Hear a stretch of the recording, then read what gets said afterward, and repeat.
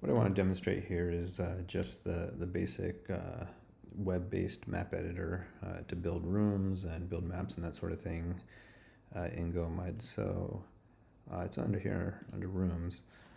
This is basically what it looks like. This is the default world. And as you can see, it just kind of like lays it out for you here.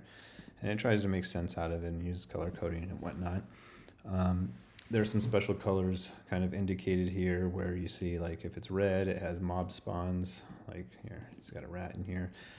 If it's got a gold border, it's got a script file associated with that room. And then there's other little key stuff like this little magenta down arrow, and sometimes there's an up arrow indicating that there's a room above or below connected. And you've got this sort of dashed yellow line indicating that there are exits connecting these rooms that are sort of non-standard exits. That happens every so often depending on how you set things up. If you aren't using a conventional sort of north, south, east, west type of cardinal or intercardinal exit directions. So you can do some cool stuff with this. Well, you can grab a room and move it wherever you want. So if I want to, change things around here, let's see. Let's try with a simple example. I can move this over here, something like that. Or I can actually, if you hold shift, I'll do that here. You can grab a whole bunch of rooms and move them as a group. So you can do that sort of thing if you want. You can also add new rooms. So if I go down here and just click a spot, I can just create a room floating out in the middle of nowhere. Because the zone I have selected is the dark forest, it's actually placing this room in association with that zone. So actually, let me discard all of that and change this. I'll go over here and say I'm going to select the mirror caves, which is this little area down in the bottom left. Now if I add a room, it'll just expand that area. So this bounding box is just really just telling you like the area that zone occupies. Zones can overlap. Like over here, you see there's this Frostfang slums that are inside of the Frostfang zone. It also overlaps, like this Frost Lake zone overlaps with Frostfang, and so on. So that's not really an important detail. It's just a way to sort of visually see the grouping of those rooms. Also, you can customize if you want. You can turn off those bounds if you don't want to see them, or just view only the zone that you have selected. So that's an option as well. But let's not mess with that just yet. Let's go back to this back to this room.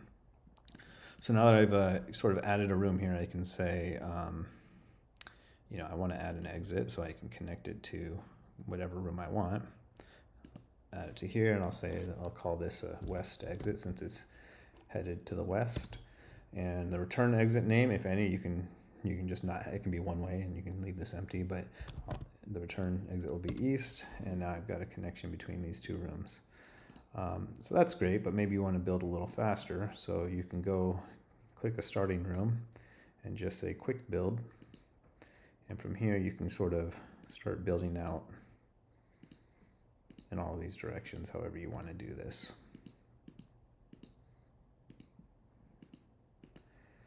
Okay, so you get the idea. That's and none of these changes are saved, by the way, until you click to save. You can also see a sort of audit of all the changes that are happening as a result of your interactions. But you can also discard your changes, so just sort of reset the state. There are, you can add an exit above and below as well. So if I want to add a room up or down from here, that's basically in a different z-plane. There's already rooms in different z-planes. So if you look up here in this little drop down, I've got 4 going up, and I've got a few going down. If I want to look what's underneath Frostfang, I can just click the down arrow and go down 1 z level, and there's the catacombs are down here. Or I can go up and see what's above. There's only a few rooms in Frostfang that are above. But there's other areas. So if I go over here to this little forest area and start going up, you can see this This is like a tree area, but it basically keeps going up and up and up, and then eventually you get up to this area here. So right now that's the way that you'll traverse the z-planes. The negative 99 I'm just using to hold like generic areas that don't really have a big purpose, but I don't want them being run into through other editing means, so I just kind of put it way deep down in the in the world. These are things like the tutorial area and some of the when you die, where you hang out, that sort of thing. So going back to this, another thing you can do is if you click a room, and over here just gives you a summary of some of the information about the rooms. It's not comprehensive by any means. You can go in here and say, I want to just edit some of the basic kind of really useful stuff to edit. It doesn't have everything, but it has stuff that you might want to do quickly while building out an area. So give it a different title, change the description, add nouns, which are like, words that you can look at as a player. You can add spawns or for items or gold or mobs that will spawn here, that sort of stuff. Very basic, because you can do a lot more with a room. For example, if you pick any room, let's pick a room with this script. So I'll say this room right here, and I can click edit room, or you can actually click it from the little context menu here.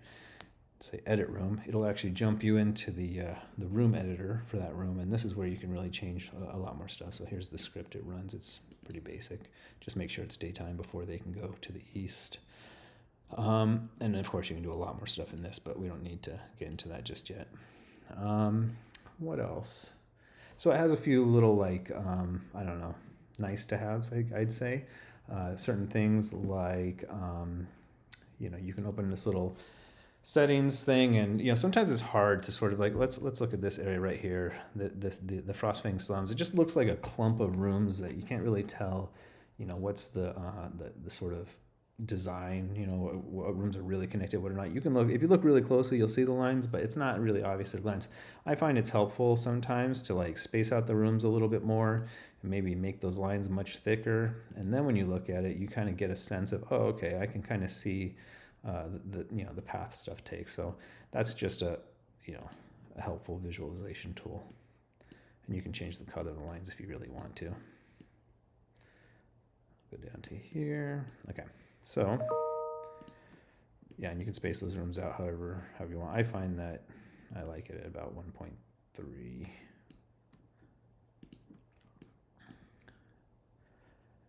All right, so yeah, that's the gist of it. I mean, there's a few other things it can do, and also gives you a little more information about what you're looking at. This is going to continue to evolve, so there's no guarantees that if and when you ever use this, it'll look and behave exactly the same, but you kind of get an idea of how this is going to progress going forward.